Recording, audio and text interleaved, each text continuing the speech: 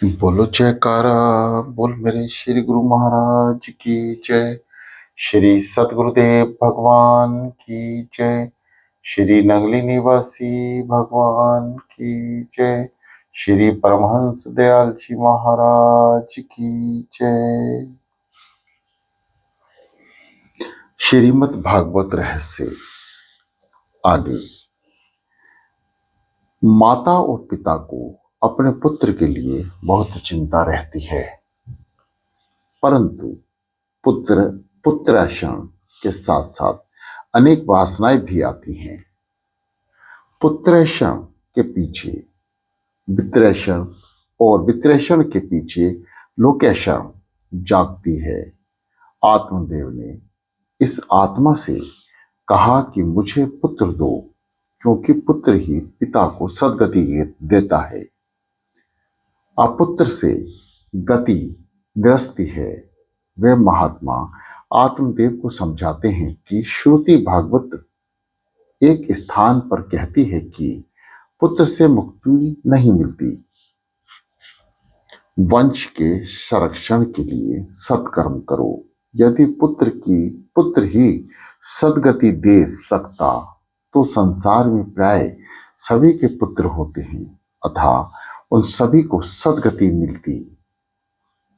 पिता को ऐसी आशा कभी नहीं रखनी चाहिए कि मेरा पुत्र श्राद्ध करेगा तो मेरी सद्गति हो जाएगी। श्राद्ध करने से ये जीव अच्छी योनि में तो जा सकता है, परंतु ऐसा मत समझो कि वह जन्म मृत्यु के फेर से छूट जाएगा। श्राद्ध और पिंडदान मुक्ति नहीं दिला सकते। श्रद्धा कर्म धर्म है। श्राद्ध करने से नरक से तो छुटकारा मिलता है, परंतु केवल श्राद्ध करने से मुक्ति नहीं मिलती। श्राद्ध करने की मनाही नहीं करते हैं। श्राद्ध करने से पितृगण प्रसन्न होते हैं और आशीर्वाद देते हैं। पिंडदान का सही अर्थ कोई समझता नहीं है। इस शरीर को पिंड कहते हैं। इसे परमात्मा को अर्पण करना ही पिंडदान है। यही निश्चय करना है कि मुझे अपना जीवन ईश्वर को अर्पण करना है, और इसी प्रकार जीवन को ईश्वर अर्पण करें, उसी का जीवन सार्थक है और उसी का पिंडदान सच्चा है। अन्यथा यदि केवल आटे के पिंडदान से ही मुक्ति मिल जाती तो ऋषि मुनि ध्यान योग तप आदि साधनाओं का निर्देश करते ही क्यों। जीवन मृत्यु के त्रास से छुड़ाता है केवल सत्कर्म, और वह सत्कर्म ही अपना ही किया हुआ स्वयं ही अपनी आत्मा का उद्धार करना है। जीव स्वयं ही अपना उद्धार कर सकता है। श्री गीता जी में स्पष्ट कहा है, उद्धार ने दत्त मान्य हम नात्माना मसंबदते। स्वयं अपने द्वारा ही अपनी आत्मा का संसार समुद्र से उद्धार करें और अपनी आत्मा को अधोगति की ओर ले जाएं।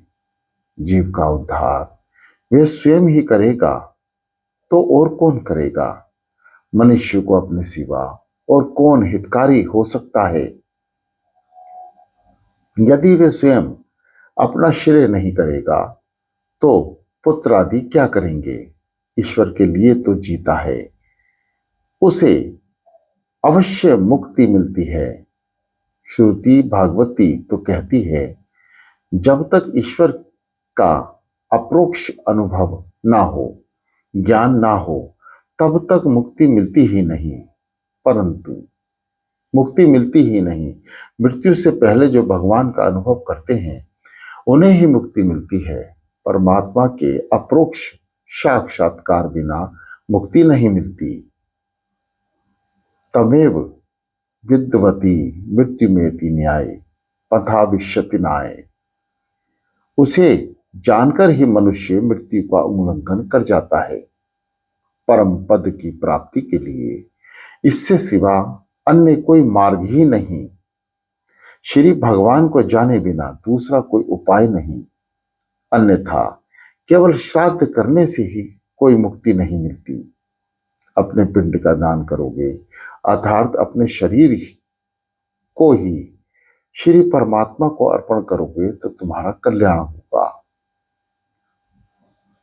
अपना पिंड दान तुम स्वयं अपने हाथों से ही करो, वही उत्तम है। जो पिंड में है वही ब्रह्मांड में है। निश्चय करो कि इस शरीर रूपी पिंड को श्री परमात्मा को अर्पण करना है। तुम अपना पिंडदान स्वयं ही क्यों नहीं करते हो? घर में जो कुछ है वे सब कुछ काम में लगा दो और नारायण नारायण करो। आत्मदेव को आत्मा की ही बात ना जांची। उसने कहा कि पुत्र सुख से आप सन्यासी लोग अपरिचित हैं, अथा आप ऐसा कहते हैं। माता पिता की गोद को बालक चाहे जिस तरह गंदी करे फिर भी वे प्रसन्न होते हैं। असुख में सुख का अनुभव करना ही संसारियों का नियम है। महात्मा ने सुंदर उपदेश दिया, फिर भी आत्मदेव ने दुराग्रह करते हुए कहा कि मुझे पुत्र दो, वरना मैं प्राण त्याग करूंगा। महात्मा को दया आ गई। उन्होंने एक फल देकर कहा कि इस फल को तुम अपनी पत्नी को खिलाना, तुम्हारा यहाँ योग्य पुत्र होगा। आत्मदेव फल लेकर अपने घर लौट गया। पत्नी को फल दिया। घूंघली फल खाने के बजाय अनेक तर्क कुतर्क करने लगी। यह सोचती है कि फल खाने पर मैं गर्भवती हो जाऊंगी और परिणमतः दुखी हो जाऊंगी और बालक के लालन पालन करने में भी बड़ा दुख होता है। उसने अपनी छोटी बहन से ये बात कही तो उसने युक्ति बताई कि मुझे बालक होने ही वाला है, उसे मैं तुझे दे दूंगी, तू गर्भवती होने का नाटक कर। घूंगली को पुत्र यानी फल की इच्छा तो है, किंतु बिना कोई दुख झेले। यह मनुष्य का स्वभाव है कि उसको सुख ही तो अच्छा है, किंतु बिना किसी प्रयत्न के और बिना किसी कष्ट के। मनुष्य पुण्य करना चाहता है, फिर भी पुण्य के फल की इच्छा करता है, और पाप करता है, फिर भी पाप के फल को नहीं चाहता। छोटी बहन के कहने पर घूंगली ने वह फल गाय को खिला दिया और स्वयं गर्भवती होने का नाटक करने लगी। बहन का पुत्र ले आई और जाहिर किया कि वह मेरा पुत्र है। घूंगली ने अपने पुत्र का नाम घूंघीकारी रखा। दूसरी ओर जिस गाय को यह फल खिलाया गया उसने गाय जैसे कानों वाले मनुष्यकार बालक को जन्म दिया। उसका नाम गोकर्ण रखा गया। दोनों बालक बड़े हुए। गोकर्ण पंडित और ज्ञानी हुआ और घुंघकारी दुष्ट निकला। श्री भागवत की कथा 3 प्रकार से है, आध्यात्मिक, अधिदैविक और अधिभौतिक। जरा सोचेंगे तो समझ में आएगी। मानव काया की दुंड प्रथा है। भद्रा का अर्थ है कल्याण करने वाली और तुंग का अर्थ है अधिक। अत्यधिक कल्याण करने वाली नदी ही तुंगभद्रा नदी और वही मनुष्य का शरीर है। मानव अपनी काया के द्वारा ही आत्मदेव हो सकता है। अपनी आत्मा को स्वयं देव बनाई, वही आत्मदेव है। आत्मदेव ही जीवात्मा है। हम सब आत्मदेव हैं। नर ही नारायण बनाता है। मानव देह में रहा हुआ जीव देव बन सकता है, परंतु दूसरों को भी देव बना सकता है। पशु अपने शरीर से अपना कल्याण नहीं कर सकते। मनुष्य बुद्धि वाला प्राणी होने के कारण अपने शरीर से अपना तथा दूसरों का कल्याण कर सकता है। गुस्सा करने वाली और कुतर्क करने वाली घोंघली बुद्धि ही है। प्रत्येक घर में ये घोंघली होती है। घोंघली कथा में भी उधम मचाती है। द्वधा बुद्धि, द्वधा वृत्ति, यह घोंघली है। ऐसी द्वधा बुद्धि जब तक होती है तब तक आत्मशक्ति जागृत नहीं होती। बुद्धि दूसरों की बातों में नाहक टांग अड़ाती है और बड़ा पाप है। यह बहुत बड़ा पाप है। मैं कौन हूं, मेरे स्वामी कौन है, इसका विचार बुद्धि नहीं करती है। बुद्धि के साथ आत्मा का विवाह यानी संबंध हुआ, किंतु जब तक उसे कोई आत्मा जब तक उसे कोई महात्मा ना मिले, सत्संग ना हो, तब तक विवेक नहीं आता और विवेक रूपी पुत्र का जन्म नहीं होता। विवेक ही आत्मा का पुत्र है। बिना सत्संग विवेक ना हुई। आत्मा और बुद्धि के संबंध से विवेक रूपी पुत्र का जन्म आदि नहीं होता तो संसार रूपी नदी में जीव डूब कर मरता। जिसके घर में विवेक रूपी पुत्र नहीं होता, वह संसारी रूपी नदी में डूब जाता है। इसी से तो आत्मदेव गंगा किनारे पर डूब मरने के लिए जाता है। विवेक सत्संग से जागृत होता है और विवेक आत्मा को आमंत्रित करता है स्वयं देव बनने की, और दूसरों को देव बनाने की शक्ति आत्मा में है। किंतु इस आत्मशक्ति को जागृत करना है। हनुमान जी सामर्थ्य, किंतु जब भानुबान में उनको अपने स्वरूप का ज्ञान हुआ, तभी उन्हें अपने स्वरूप का ज्ञान हुआ। आत्मशक्ति सत्संग में जागृत होती है। सत्संग के बिना जीवन में दिव्यता नहीं आती। संत महात्मा द्वारा दिया गया विवेक रूपी फल बुद्धि को पसंद नहीं आता। बुद्धि घुंगली की छोटी बहन है। मन बुद्धि की सलाह लेता है तो दुखी होता है। मन कई बार आत्मा को धोखा देता है। मन स्वार्थी है। मन कहे वह मत करना। सलाह सिर्फ ईश्वर से ही लेनी चाहिए। कुछ विचार करो, आत्मदेव ने आत्मा भोली है। कुछ विचार करो, आत्मदेव की आत्मा भोली है। उसे मन बुद्धि बार बार धोखा देते हैं। मन की सलाह लो। आत्मदेव मन बुद्धि का छल समझ नहीं सका। फल गाय को खिलाया। गो अर्थात गाय इंद्रियां, भक्ति आदि भक्ति अर्थ होता है। फल गाय को अर्थात इंद्रियों को खिलाया। सूत जी समझाते हैं कि सत्संग में तुर्यत की इंद्रियों की शुद्धि नहीं होती। मन और बुद्धि जब भागवत और भगवान का आसरा लेंगे तभी शुद्ध होंगी। घोंघेकारी कौन सारा समय दिव्य सुख और काम सुख के चिंतन करें, वही घुंगली है जिसके जीवन में धर्म नहीं है, किंतु काम सुख और दिव्य सुख प्रधान है, वही घूंगाकारी है। सूत जी सावधान करते हैं और कहते हैं कि बड़ा होने पर घूंगाकारी 5 वेश्याओं में फंस जाता है। शब्द, स्पर्श, रूप, रस और गंध, ये 5 विषय ही वेश्याएं हैं। ये 5 विषय ही घूंगाकारी हैं, अर्थात जीव को बांधते हैं। यह शव के हाथों से खाता है। साफ लिखा है, शव हस्ते भोजनम। शव के हाथ से कौन से शव के हाथ कौन से? जो हाथ परोपकार नहीं करते वही हाथ शव के हाथ हैं।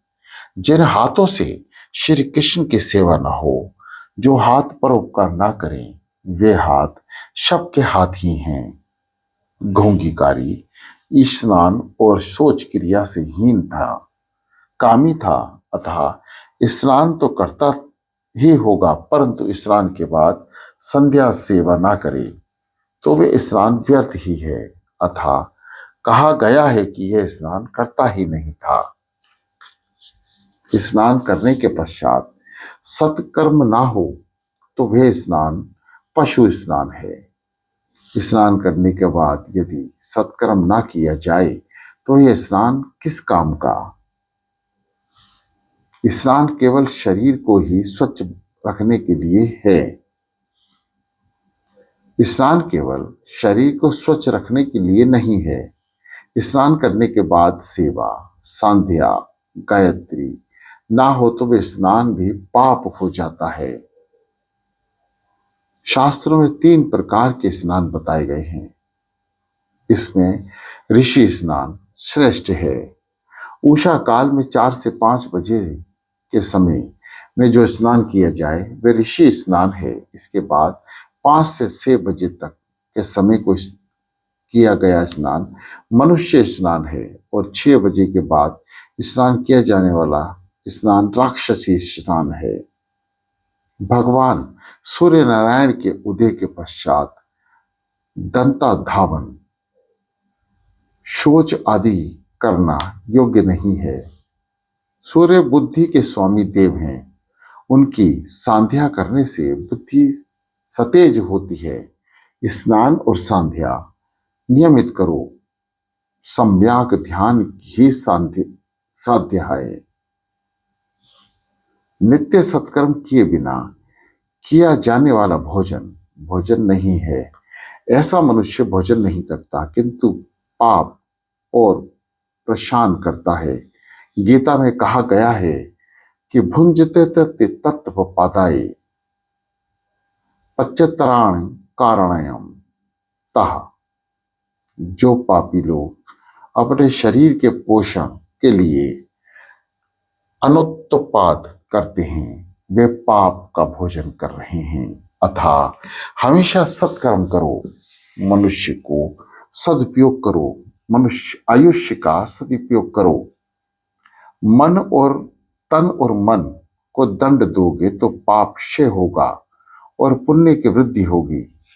अपने मन को आप स्वयं दंड नहीं देंगे तो और कौन देगा।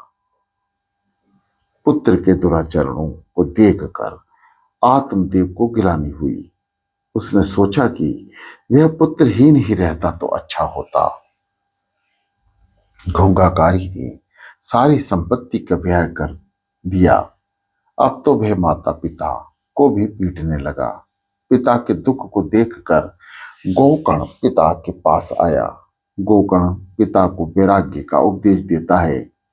वह संसार असार है और दुख रूप तथा मोह के बंधन वाला है।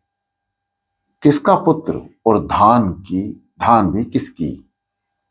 संसार को बंधुस्ता सुत की उपापमा दी गई है। बंध्या सुत्या सुत की उपमा दी गई है। संसार माया का पुत्र है और जब माया मिथ्या है तो संसार वास्तविक कैसे हो सकता है। गोकर्ण आत्मदेव से कहता है कि तुम अब घर बार छोड़कर बान गमन करो। घर के मोह का अब त्याग करो। सब कुछ समझ बूझकर स्वयं छोड़ दो, नहीं तो काल बलात् छुड़ाएगा। देह इस्याम स्तोत्रो धीरे भीमस्तमतः त्यजः तम जयातुषमतिषि सदा ममता विचम्बः पश्यन्ति निशि जगदीश क्षणभंगनिष्ठम वैराग्य रागम सियो भव भक्ति निष्ठा है।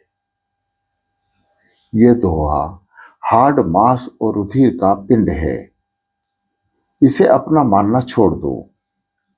ये देह हाड़ मांस और रुधिर का पिंड है, इसे अपना मानना छोड़ दो।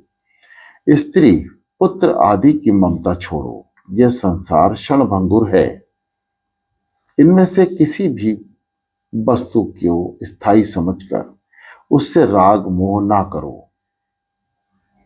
वैराग के रसिक बनो और भगवान की भक्ति में डूब जाओ। संसार मोह के त्याग के बिना भक्ति नहीं होती। किसी प्रकार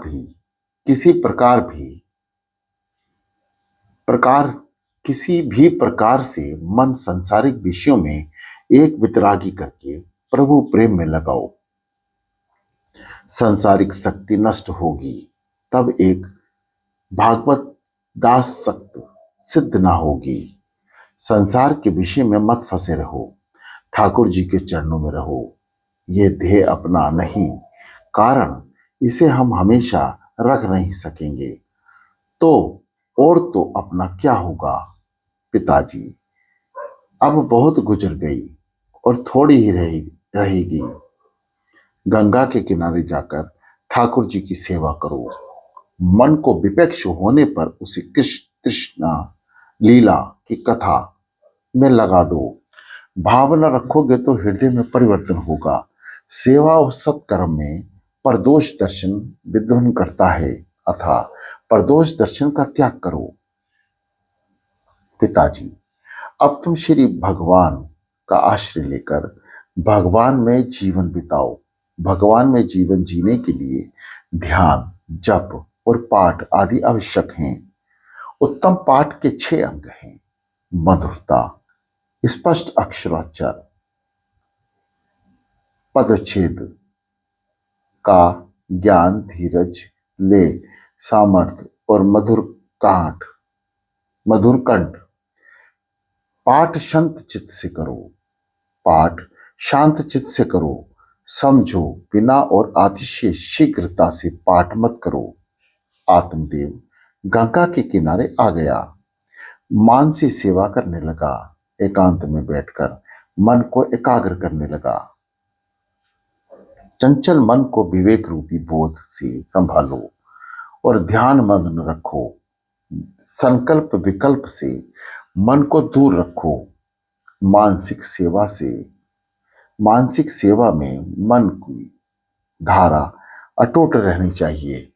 ऐसी सेवा दिव्य होती है। उच्च स्वर से जाप पाठ करने से मन एकाग्र होता है, निरोध होता है। आत्मदेव सतत भागवत ध्यान में तमन्य बने हैं। निर्वृत्ति में सतत सत्कर्म होने चाहिए, अन्यथा निवृत्ति से पाप प्रकट होगा। आत्मदेव दशम स्कंद में पाठ करते हैं। इसका नित्य पाठ करने से ही यह सचमुच देव बना। आत्मा परमात्मा से मिली है तो यह ध्येय बनी है। आज जीव और शिव एक हुए।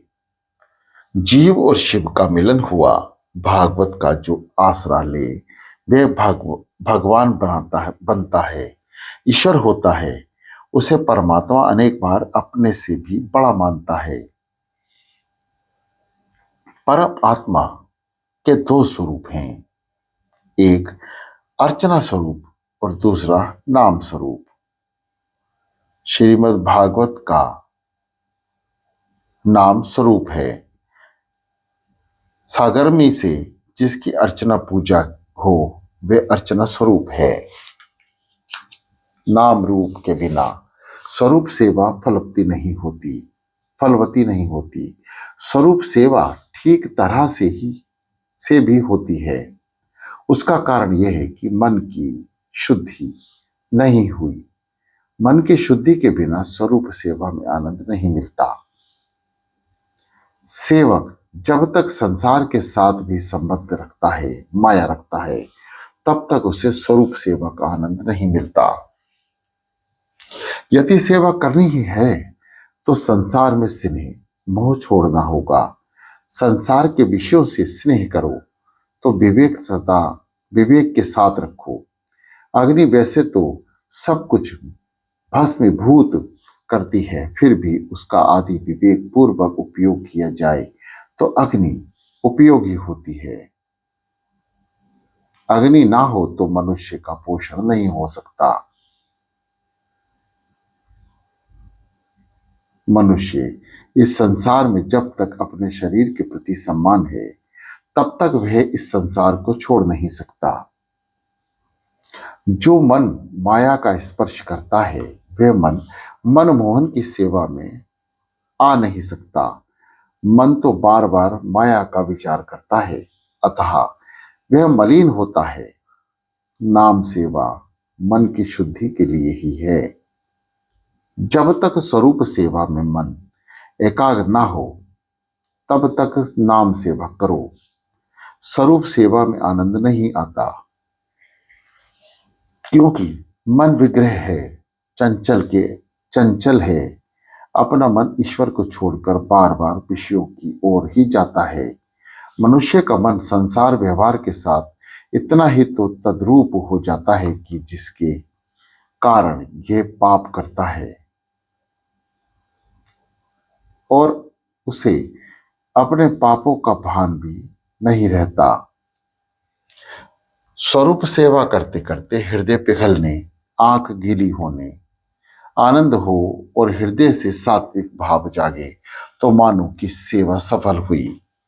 हृदय की भावना बिना की हुई सेवा फलवती नहीं होती। जीव शुद्ध होकर परमात्मा की सेवा करे तो श्री ठाकुर जी प्रेम से प्रसन्न होते हैं। मन में अनेकों जन्म का मेल भरा होता है और स्वरूप सेवा में मन नहीं शुद्ध अति आवश्यक है। मन में अनेकों जन्मों का मेल भरा होता है और स्वरूप सेवा में ही मन की शुद्धि अति आवश्यक है। मन शुद्ध नहीं है परिणमतः परिणमतः स्वरूप सेवा फलवती नहीं होती। मन को शुद्ध करने के लिए नाम सेवा ही आवश्यक है। मन की अशुद्धि नष्ट करता है। श्रीमद् भागवत कलयुग में नाम सेवा प्रधान है। श्रीमद् भागवत भगवान का ही नाम स्वरूप है। नाम एक ब्रह्मस्मी है। नाम ही परमात्मा है और अधिक क्या कहें। नाम परमात्मा से भी श्रेष्ठ है। ईश्वर तो अदुष्ट है, उनके साथ स्नेह कठिन है। ईश्वर तो अदृश्य है, उनके साथ स्नेह करना कठिन है। नाम स्वरूप तो स्पष्ट दिखता है, जिसका प्रत्यक्ष दर्शन ना हुआ हो उसके नाम को पकड़ोगे तो वह अवश्य दृष्टिगोचर होगा। ईश्वर का स्वरूप सबके लिए अनुकूल और सुलभ नहीं, परंतु नाम स्वरूप सुलभ है। ज्ञानी पुरुष नाम में निष्ठा रखते हैं, वे नाम का आश्रय लेते हैं। नाम ही ईश्वर का स्वरूप है। श्री राम जी ने तो कुछ ही जीवों का उद्धार किया था, परंतु उनके बाद उनके नाम में अनेकों का उद्धार हो गया। श्री कृष्ण जी जब पृथ्वी पर विराजमान थे तब जितने जीवों का उद्धार हुआ था उसकी तुलना में उनके नाम में अनगिनत लोग संसार सागर को पार कर गए। बड़े से बड़ा पाप कौन सा है? ईश्वर के नाम के प्रति निष्ठा का अभाव। नाम साधन सरल है। श्रीमद् भागवत भगवान का नाम स्वरूप है। श्रीमद् भागवत का आश्रय ही नाम का आश्रय है। जो भागवत का आश्रय लेते हैं वे भगवान बनता है। आत्मदेव श्री भागवत का आश्रय लेकर दशम स्कंद का पाठ करता है। केवल दशम स्कंद के पाठ से ही मुक्ति मिली थी। यदि संस्कृत का ज्ञान हो तो प्रतिदिन दशम स्कंद, विष्णु सहस्त्र नाम और शिव महिमंगल श्रोत का पाठ करो। पाठ अर्थ के ज्ञान के साथ करो। अर्थ ज्ञान बिना किया पाठ अधम पाठ है। भगवान जल्दी प्राप्ति नहीं होती, वे जल्दी कृपा नहीं करते, क्योंकि आप उसके लिए कष्ट सहन नहीं करते। जीव कष्ट सहन करने से कतराता है। भगवान की कृपा के लिए दुख सहन करो। जो सच से कष्ट सहन करता है उसे यम दुखी नहीं कर सकते। आत्मदेव आसन लगाकर 10-12 घंटे बैठता था। आसन पर शांत चित्त से बैठो। ज्ञानियों को जो आनंद समाधि में मिलता है वह आनंद आपको भी कथा में मिलेगा। सोचो कि मेरा मन ईश्वर से तदाकार हो गया, दृश्य से ही दृष्टि हट जाए और दृष्टता से स्थिर हो तो मन का निरोध होगा और आनंद प्रगटेगा। गोकर्ण लगेगा कि घूंगाकारी का व्यवहार उसे भी अपेक्ष रूप होगा तो वह भी वन में जा बसा। इधर घूंगाकारी वेश्याओं को प्रसन्न रखने के लिए चोरी करने लगा। बोलो जयकारा, बोलो मेरे श्री गुरु महाराज की जय।